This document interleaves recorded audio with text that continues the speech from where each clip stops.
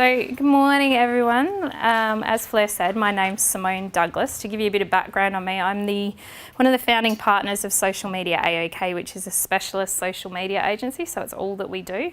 But to add to my credibility, I spent 12 years as a hotel manager. So basically my job was to go into broken pubs and turn them around and fix them from a sales, profitability, finance, HR, catch all the thieves, sort out the marketing. Did that for 12 years and made the company I worked for a lot of money before I had kids and decided it wasn't a good life balance. So when I'm talking to you about this stuff, I'm hopefully going to put it in the context of pubs, restaurants, function venues, what you need to know about that. So it's going to be relevant for you. If you have any questions, feel free to ask them because I tend to talk very quickly, but I'm going to take you through it and we'll see how we go. Okay? Yep. All right, so considerations. I'm going to walk over here. Considerations in online marketing. Basically, you're going to need to start with the why. Why do you bother to do this kind of stuff? So, traditionally, it's fair to say that a good publican or restaurateur was an exceptional networker. Do you think that's a fair assessment? Okay, so they were either in the restaurant, they were in the front bar, they knew the patrons, they were popular with the patrons, and that's what kept people coming back. It was part of the whole customer service experience. So why do online networking? Online marketing is a really powerful way to continue that networking and to really involve yourself in the local community in a way that's effective from a time point of view and from a cost point of view. So it allows you to build this really large network online and then using the power of that, take it offline and drive those people into your venues. Okay, does that make sense? Yep. We're all very quiet. I'm not getting nods or anything. You all needed more coffee this morning. Okay, so the why. So we talk about the 4 Ps. Heads up, this is in your assessment, so you're going to want to know what this is. All right, so 4 Ps, really simple. Product, place, price, or promotion. So what is the product or service that you're promoting, that you're selling? Okay, place, in terms of that. So where is it? Price, is it cost competitive? Okay, so what's your pricing strategy? Where are you putting yourself in the marketplace? Okay, and promotion, how are you going to go about promoting it? So the 4 questions to ask yourself in regards to the 4 Ps. Does it meet their needs? Will they find it where they shop? Or in this case, will they find your product or service on the platforms that they're using? Okay, so where is your audience currently? Are they on Facebook? Are they on Twitter? Are they on LinkedIn? Is it an email newsletter? What are you using to get in front of them? Will they consider that it's priced favourably? So this is always a bit of a curly question. Like I know when I used to manage pubs, the dreaded CPI index would come out and I would have to go do competitor analysis on all of the beer pricing in all the pubs around my pub so I could determine how far I was going up and what was going on. The real beauty, I suppose, of social media is that you're creating this kind of emotional context and experience that is, to a degree, separate from price. Okay, so if you can really capture and sell that story, the story of your venue, through online media, people are driven to go there from an emotional context. It's not just, oh, well, they've got the cheapest beer or they've got $5 cocktails. Okay, so it's particularly important in a food outlet, because we all know that making money out of food can be quite difficult, yeah, depending on what your GPs are. Okay, and the next question is, will the marketing communications reach them?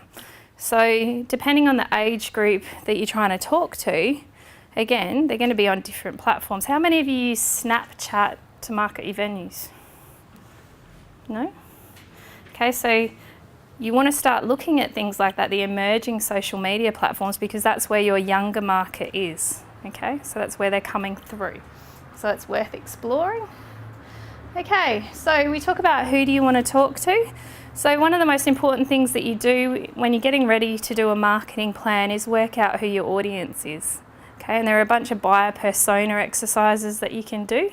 So for argument's sake, you guys are from the Lonsdale area. Okay, talk to me about, if you were going to market an aspect of your venue, what kind of person do you want to market it to? Just pick one. Young sports players in there. We want to market it to the local sporting clubs. Local sporting clubs, yep. So how old is the person that you're trying to talk to? 18 to 30. 18 to 30. Can you narrow it down a bit smaller? Give me a smaller segment. 18 to 24. Okay, so 18 to 24-year-olds in and around your venue. What does their life look like? What do they do?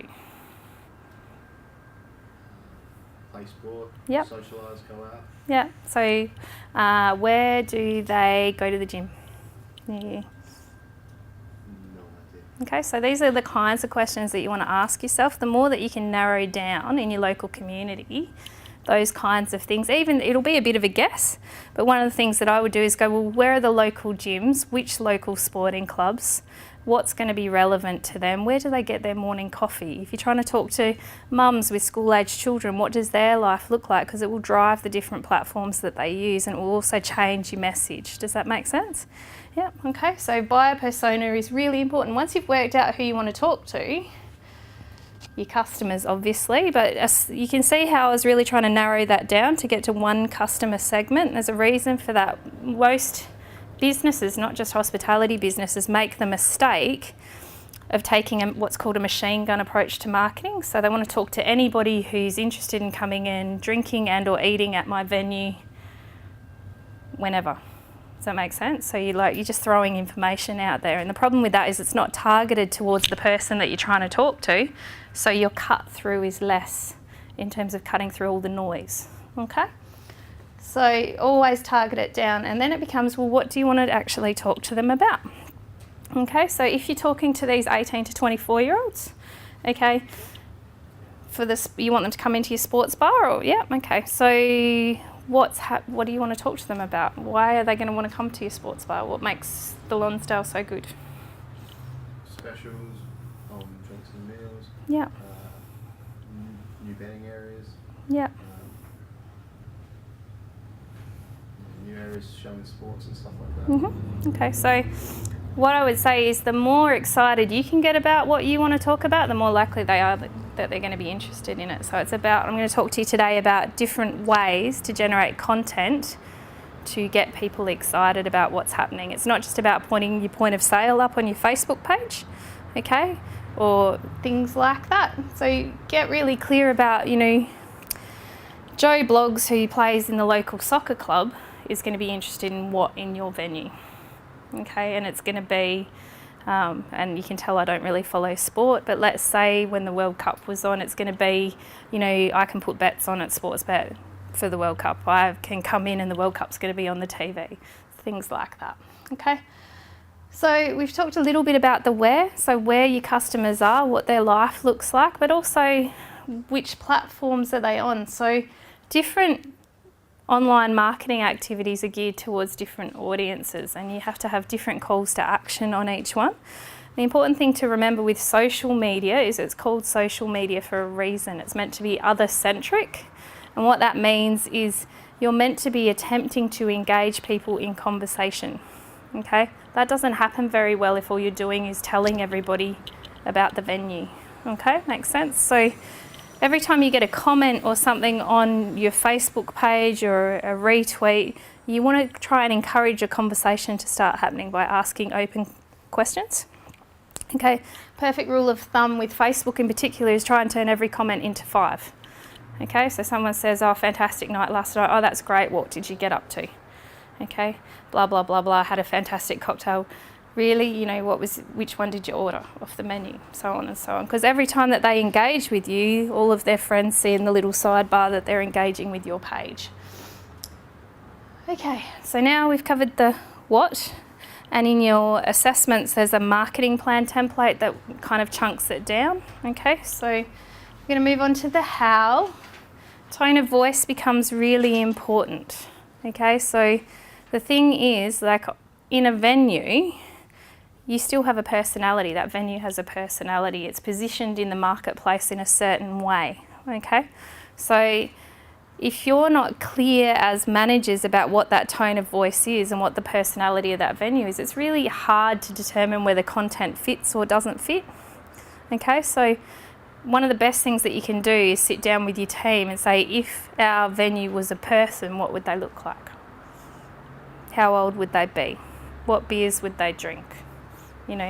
What movies would they watch? What music would they listen to? Because it will start to give you a feel and a vibe for the venue itself. All right, and if you've got multiple people managing your different social media channels, it's really important that you're upfront with that. It's really good to put initials at the end of it and introduce your social media team so people know who they're talking to.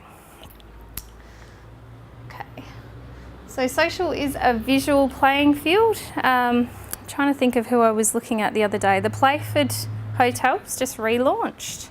Okay, so if you look at their Playford Adelaide, if you look at their Facebook page, it's pretty much every status update is a text post about what's on the lunch menu for that day. Okay, it's pretty exciting stuff. It's riveting. It's not going to grow their social media following much, and it certainly doesn't make me hungry and make me want to go in there for lunch. Okay, so content is king, which is, like kind of a really common saying in our industry. So one of the things that I'm going to cover today is all of the different free tools out there to create really cool visual content. Okay, and they're easy to use because I'm not a graphic designer by trade, so I need tools that I can throw something together in 2 minutes and push it out. All right. Okay, you need to have a plan in your marketing plan about what to do when it all goes horribly wrong, because in hospitality it goes horribly wrong faster than any other industry. So, we've all seen the Bombay Bicycle Club, we've all seen the Alma Hotel, but they're only a couple. Where there was a winery down at McLaren Vale when they had the sea and vines. Fleur's going, I remember that. Yeah. Where the breast... No, it's breastfeeding mother. Yeah. Just wanted a private space to breastfeed the staff. When I can't help you can go behind the water tank over there if you like. And being an ex-venue manager, I was horrified. What was interesting is my husband and I got into a big argument about whether the staff member was being reasonable or whether they weren't. And I don't know whether it was because he was a man's perspective and I had breastfed children, but I was like, surely they had some corner somewhere they could just sit her down, So, but that went viral, and, I think the point to understand is that it's true that no publicity is really bad publicity. And in social media, people have like maybe a 12-hour memory cycle if you're lucky. So long as you deal with things in a timely fashion and responsibly and with a lack of emotion is usually the general rule of thumb, then that's okay. But if you don't have that plan already set up, so you don't know if this, someone puts a post on your page, who deals with it, and at what point does the venue manager get woken up? Okay, at what point does it go to the state manager if you've got a state manager? These are all considerations that you need to have, because you have to be ready for disaster recovery by mitigating your risks. Okay, so when I used to work in hotels, we used to have a incident reporting matrix. So, here's green, it's not too bad, the venue manager can deal with it, but make sure you let the area manager know. Here's red, oh my God, this is it, like pick up the phone and get somebody out of bed. So on social media, on your email marketing or anything else, at what point do these things get escalated? Who's authorised to deal with what? And if you don't know the answer to those questions already, they're things that you need to find out. Okay, because you need to respond in a timely fashion. So at the end of the day, people on social media kind of expect an instant response, okay, because it's 24/7. Now, it's fair to say that hospitality is nearly 24/7, but not quite in SA, and depending on what time people knock off and when things are being monitored, can get a bit tricky. So it pays to make sure that you're always communicating with people about response times. But if someone, for argument's sake, sends your page a message and says, can I get on the door list tonight? Okay, I used to get that a lot with a hotel that I managed. So can I get on the door list tonight? And when we first took over that particular social media, the venue's standard response was, yes, ring the venue. Okay, but the point is that person's using Facebook because they can't be asked ringing the venue. They just want to know whether they can get on the door list, and they want to do it by their computer without having to speak to anybody. So you need to engage with people where they're at. If someone's making a function inquiry or something like that through your social media channels, it's about saying, what's the best number for me to call you on? Okay, you need to actually take the initiative from that point. It's no good saying, oh, just ring the venue, because they won't most of the time. They'll go with the person that actually responded to them where they were engaging them. Does that make sense? Yeah. Okay, so you have to figure out what your timeframes are for response. You need a bit of knowledge. So in your assessments, you've got competitor analysis. Okay, so who are your top 5 competitors normally? You know, when was the last time you looked at all of their social media channels to see whether they were doing anything interesting? Okay, so back in the day, and I can say that because it's been a while since I've been out of it, you know, competitor analysis was you got in the car and you drove around and checked out all the other local venues. You went on their website and had a bit of a look, and you kept an eye on the print marketing that they were doing. But the reality is now you kind of need to go, well, are they on Twitter? You know, is the venue manager on LinkedIn? Do they have a company page on LinkedIn? What are they doing with their Facebook? You know, are they marketing their Christmas functions now because they're pretty much locked away? Okay, so go away and have a look at it. Your key considerations, so you need to do your pest analysis and your SWOT analysis. Hands up who doesn't know what those 2 acronyms mean. Yeah, cool. All right, so pest, political, environmental, social and technology. Okay, so what are your key threats and opportunities for those 2 things? And I think in the marketing assessment it actually does break it down so it's a bit easier to understand. SWOT is strengths, weaknesses, opportunities and threats. Okay, so in the context of your competitors, what are your strengths, what are your weaknesses, what are your opportunities and what are your threats? All right. Okay, once you've gone off and you've done all this stuff and you know what everybody else is doing and you know what you're trying to do, then you can actually break it down and get a bit of an action plan. So you've worked out, you know, what are your constraints, what are your opportunities, what aspect of the business do you want to grow? Okay, so that marketing plan template that you've got is kind of for a whole of venue, you know, break it down by department. But sometimes if you go away and look at your average sales by hour on your specific days, you'll work out, well, actually, if I grew my average sales on a Monday between 12 and 5 from $6.50 to $8.50, I would actually start to meet my sales targets for the week in that bar. Okay, so sometimes breaking down your average hourly sales will let you get a really easy win, because all you have to do then is incentivize the staff to throw it, like ask people for an add in between this time and this time. Do you want a garlic bread with that? You know, do you want some chips? McDonald's do it for a reason, because it works, and that was, you know, one of the easiest ways to lift sales in a venue is to go in and work out when are we missing out on our add-ons. Okay, so you put together your detailed action plan. The only problem with the detailed action plan is that it needs to be SMART. So have you guys all covered SMART goals? No? Okay, so specific, measurable, okay, achievable, realistic and time bound is my definition of it. So basically all that means is let's go, all right, we want to get more people booking in on a Saturday night for dinner, let's say, okay? So the goal is that we want to go from 60 covers to 80 covers. All right, so that's pretty specific and it's pretty measurable, okay? What do we need to do to actually do that? Well, we're going to take these key actions. We're going to start promoting it on a Wednesday on the Facebook page to give people the time to book in. You know, what are you doing on a Saturday night? We're going to send out an email to our bistro patrons that are on our mailing list on a Monday asking what their plans are for the Saturday. We're going to do X, Y and Z. Who's responsible for that? Which one of you is going to send those emails and do those things, and by which date are they going to be programmed in? Does that make sense? Yeah. Cool. Okay, so you end up with a really detailed action plan, and that's good because then it's measurable. And once it's measurable, it's easy to see if you've been successful or not. Okay, so did we do all those things? Fantastic. You know, did it actually produce any results, or do we need to go back and tweak it? All right. You need to be doing some listening. So the beauty of social media is that the conversations that used to happen in the front bar complaining about your service, or at school drop-off complaining about the dinner that they had in the bistro, now happen online. Okay, so you'd all probably have TripAdvisor accounts and Yelp accounts and Urban Spoon accounts for your bistros. Okay, so what often happens is you guys, venues have those accounts. Some venues don't even realise that they do, and they're not looking at the reviews that are coming on there.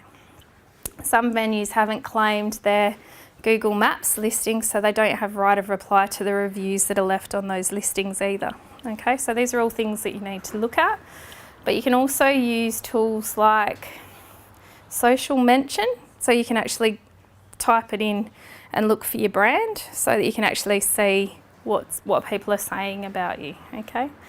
Another one that's good is Google Trends. If you're trying to work out what to talk about to your audience, try throwing it into Google Trends and see what's happening, you know, whether search is trending up or search is trending down. Okay, so there are all sorts of fantastic tools. Like the one that I use is Hootsuite, and so with Twitter I can take the exact location of the Lonsdale Hotel, okay, and I can monitor the Twitter conversation within a 5-kilometre radius, and I can filter it by keyword and jump in on conversations. So, you know, there's all sorts of really, really cool stuff that you can do. It's just a matter of getting out there and playing with it. I'm conscious of the time because I can talk about this stuff all day. Okay, so question becomes, which platforms do you want to play on from an e-marketing perspective? Okay, so at this point I'm going to say it's a given that you all have mailing list databases and are using something to email to those people, whether it's MailChimp or Constant Contact or Aweber or something like that. If you don't have a mailing list or a customer database with an email thing, then look at MailChimp because it's free. All right. Okay, but we're going to talk about social media. So Facebook has 13.2 million users in Australia. So more than half the population has an active account, which is pretty phenomenal. 642,000 are over 21. 47% male and 53% female. Largest age group 25 to 34, so half of your age group is on there. Closely followed by 18 to 24. Okay, the average Facebook user that's an active user spends 6.5 hours a week on Facebook. It's a lot of time. They spend it in 18-minute brackets. Okay. Okay, LinkedIn. How many of you have a LinkedIn account? Fleur?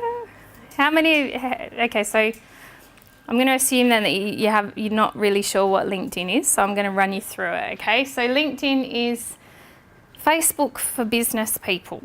Okay, so important to have a LinkedIn account because if you're selling corporate functions, okay, events, Christmas parties, all of the CEOs in Adelaide have an account, most of their executive assistants have an account, and this is your way to get past the gatekeeper, connect with them and start forming a relationship. Okay, it's going to have much better cut through than sending an email to their email address. Okay, it has 3.65 million active users in Australia. That's active users. So LinkedIn has over 5 million accounts in Australia, but we take the active statistics. Okay, different demographic, 57% male, 42% female. So it stands to reason because it's a corporate thing. It's like people are on there to do business. And apparently the glass ceiling's still alive and well. I don't know. 35% of the employed workforce is on there. There's 66,000 company pages. Okay, so 8,500 groups. So groups is a great opportunity to get in there with, you know, a specific demographic who has subscribed to that group and contribute to the discussion and put yourself in front of people. Now, why is this important? 2 reasons. Great for your venue if you are the go-to person who has a LinkedIn account. So reason for that, because you then become the face of the venue in that space, okay? And that makes you really valuable to the company. Right, to give you an example, I have over 3,000 LinkedIn connections. 2,467 of them are in Adelaide and they're decision makers in business. So if I'm then a venue manager in a venue, am I valuable to that venue? Very. Yeah, okay. All right, so why is it useful? So I've talked about it a little bit, but basically bearing in mind it's useful because you can tap people on the shoulder and go, we'd really like the opportunity to take care of you at your next Christmas function. Have you booked a Christmas party yet? Are you doing Christmas in July when you get to that? I mean, the beauty of the hospitality industry is that it has so many key dates as you work your way through the year. So you can just tap people on the shoulder, you know, 2 months out from Melbourne Cup, we're doing a Melbourne Cup function. Would you like a table of 10? We'd really like to take care of you. Okay. Twitter. Okay, how many of you use Twitter? Anybody? Couple? Woo. All right, so much smaller user base in Australia, 2.5 million active users or unique Australian visitors. 66% male, 34% female. This is the biggest interesting statistic. 34% of users aged 45 to 54. Okay, so when you're trying to talk to the older demographic, most of the blokes are on there in that age group, and they use it for sports results and news. So they don't tweet much, but they watch a lot. Okay. 67 million page views per calendar month. So that's a lot of views. Okay, so who do we try to talk to on Twitter? Journalists, food bloggers. Okay, so with the digital age, blogging's become a really big thing. Adelaide has a really large, disproportionate amount of food bloggers in this state on Twitter. Okay, and if you can get them to go and blog about their experience at your venue, that's a win, that's free PR. Okay? But first, the thing with Twitter is you've got to be a bit cheeky because it's, you know, it's small talk. It's 140 characters. So there's no point just broadcasting out. You need to actually chit-chat to people. If you do it well, lots of opportunities come out of it. You know, I've been flown over to Canberra for conferences. We've been featured on international blogs just because I was talking to people and they go, would you like to? I'm not sure. Okay, activity. So in the context of the assessment for your unit, what I want you guys to figure out is which marketing activity you're going to choose to undertake. What are the risks and opportunities or things to consider in doing that? You have 10 minutes to discuss it. So this is like really quick break intervals, split up and away you go. Okay?